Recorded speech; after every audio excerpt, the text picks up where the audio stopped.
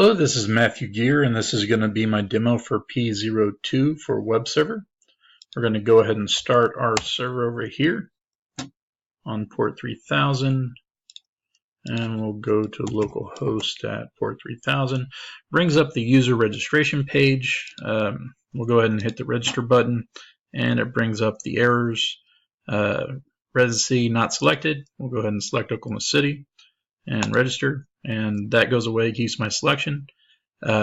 Major not selected, so we will select CS, and that goes away. Both selections are still kept. At least one skill is required, so we'll click Node.js and Java, hit register, and that goes away, retaining all of our selections.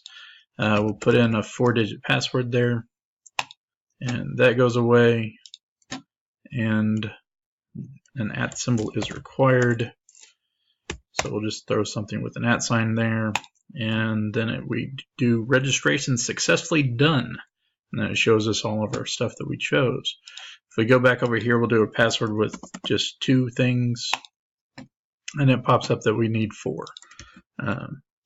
Or if we put in Matt without an @ sign, it pops up the @ is required. That has been my p02 demo.